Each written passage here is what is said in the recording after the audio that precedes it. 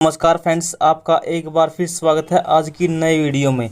अध्याय नंबर 6 नगर प्रशासन, कक्षा 6 सामाजिक एवं राजनीतिक जीवन, भाग 1। चलिए फ्रेंड्स, आज की वीडियो शुरू करते हैं बिना टाइम वेस्ट किए। फ्रेंड्स, अपने चैनल पर आपको जो भी पढ़ाया जाएगा, बताया जाएगा, बिल्कुल जेन्युइन होगा और अपने चैनल पर आपकी एक मिनट भी खराब नहीं की जाएगी। एक गांव के मुकाबले एक शहर बहुत बड़ा होता है, अधिक फैला हुआ होता है। शहर की गलियां ज़्यादा चौड़ी होती हैं, यहाँ के बाज़ारों से ज़्यादा भीड़ भाड़ होती है। पानी और बिजली की सुविधाएं अधिक चाहिए शहरों में गांव के अपेक्षा। अस्पताल होते हैं, यहाँ बहुत ही ज़्यादा वाहन होते हैं, यातायात को नियंत्रित करना पड़ता है। क्या आपने कभी सोचा है कि सब इतने सुचारू रूप से कैसे चलता है? और कोई ख़ास नहीं यहाँ पर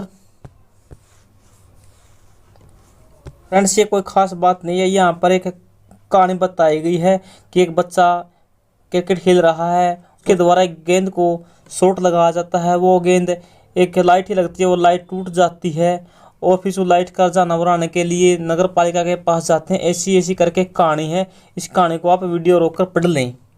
यदि आप छठी कक्षा के विद्यार्थी हैं तो ही पढ़ें, अन्यथा इस कहानी को पढ़ने की कोई ज़रूरत नहीं। यहाँ पर भी वही कहानी बताई गई है, पूरी कहानी।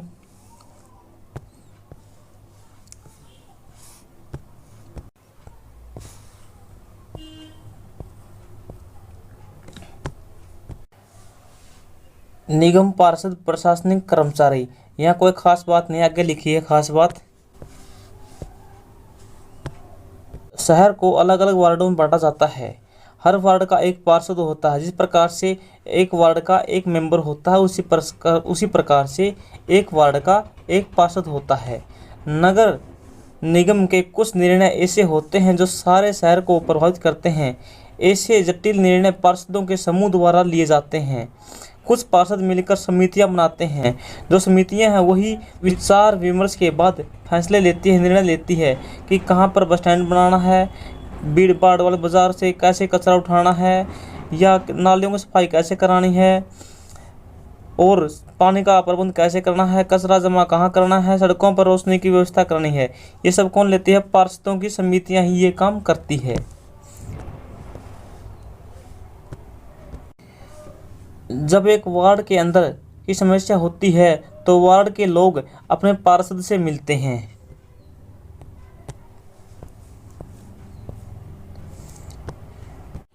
पंचायत के चुने हुए सदस्यों को कहते हैं पंच या सरपंच।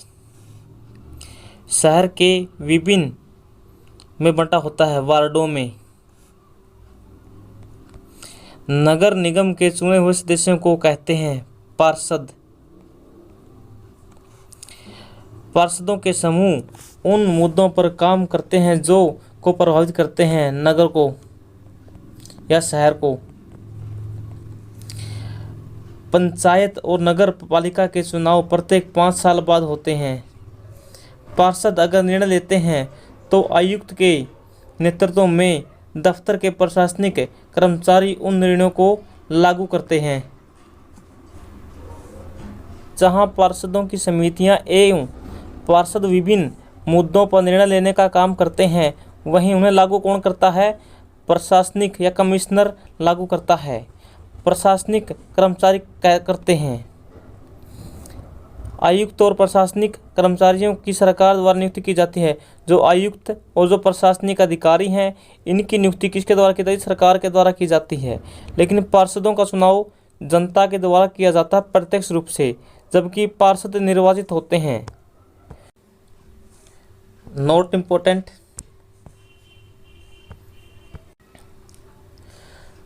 सभी पार्षद मिलकर एक बजट बनाते हैं। उस बजट के अनुसार ही वो पैसा खर्च करते हैं। पार्षद कि नगर में क्या बनवाना है, कहाँ कितना पैसा खर्च करना है, ये सब निर्णय समितियों द्वारा लिया जाता है। समिति किसकी बनी होती है? पार्षदों की बनी होती हैं। वार्ड की विशिष्ट ज़रूरतें परिषद के सामने रखी जाएं, फिर ये निर्णय कौन करते हैं, पार्षद अपना प्रयास करते हैं कि जो अपने वार्ड की समस्याएं हैं या ज़रूरतें हैं वो किसके सामने रखी जाएं, परिषद के सामने रखी जाएं। फिर ये निर्णय प्रशासनिक कर्मचारी में कौन आते हैं, कमिश्नर आता है, आयुक्त और अन्य अधिकारी द्वारा क्रियान्वयन किए जाते हैं। उसके बाद उनको सुविधाएं मिल पाती हैं। ये कोई ज़रूरी नहीं है।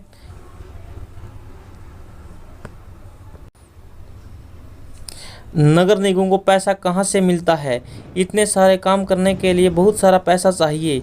निगम यह राशि अलग अलग तरीके से इकट्ठा करता है। इस राशि का बड़ा भाग लोगों द्वारा दिए गए कर से आता है। यानी किससे प्राप्त होता है, जो आय का मुख्य साधन है नगर निगम का कौन सा है, टैक्स। कर वह राशि है जो लोग सरकार द्वारा उपलब्ध कराई गई सुविधाओं के लिए देते हैं सरकार को। यानी लोग सरकार को देते हैं टैक्स के रूप में पैसा सुविधाओं के बदले में। जिन लोगों के अपने घर होते हैं उन्हें संपत्ति कर देना होता है। यानी संपत्ति कर भी यानी हाउस टैक्स बोलते हैं, जिसे हाउस टैक्स दिया जाता है लोगों द्वारा। और साथ में ही पानी और अन्य सुविधाओं के लिए भी अलग से टैक्स देना पड़ता है। जितना बड़ा घर उतना ज़्यादा कर होता है। निगम के पास जितना पैसा आता है उसमें संपत्ति कर से 25 से 30% पैसा आता है। यानी संपत्ति कर से कितना पैसा आता है, 25 से 30 कर आता है इनकम टैक्स। शिक्षा पर कर लगता है। अगर आपकी दुकान या होटल के मालिक हैं तो उस पर भी कर देना पड़ता है। अगली बार जब आप सिनेमा देखने जाएं तो टिकट पर ध्यान से देखिए, हमें मनोरंजन के लिए भी कर देना पड़ता है। इस तरह अमीर लोग संपत्ति कर देते हैं, वहीं जनसंख्या का एक बड़ा हिस्सा सामान्य तरह के कर देता है।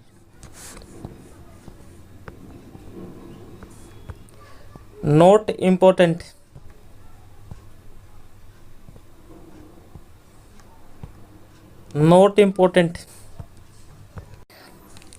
यहाँ पर पुनर्चक्रण किया जा रहा है किसका, प्लास्टिक का, गत्ते का, कागज का, कांच का।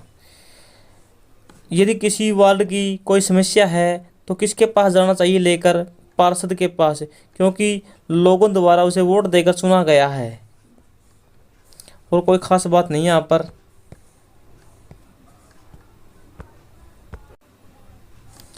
Note important.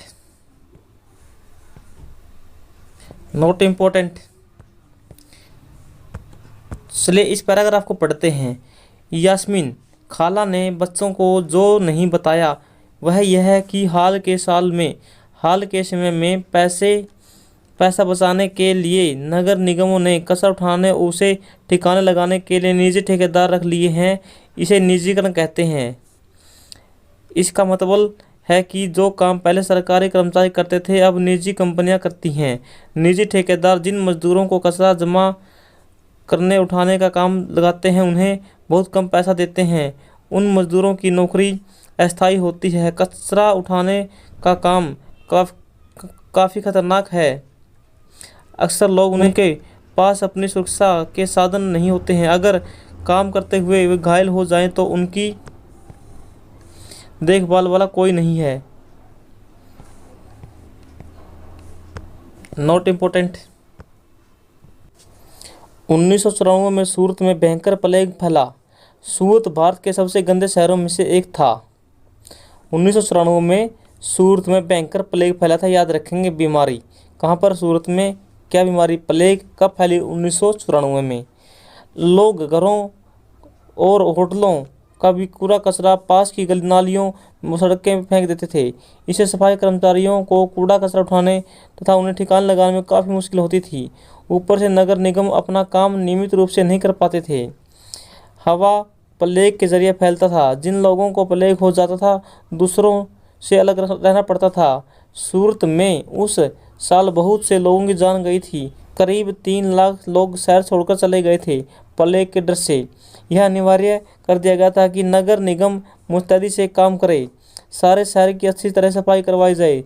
आज की तारीख में चंडीगढ़ के बाद भारत का सबसे दूसरा शहर सूरत है। आज के युग में चंडीगढ़ के बाद दूसरा शहर कौन सा है, स्वस्थ सूरत है। Note important.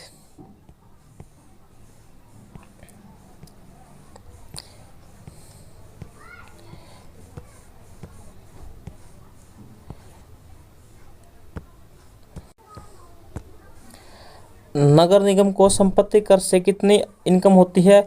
25 से 30% होती है।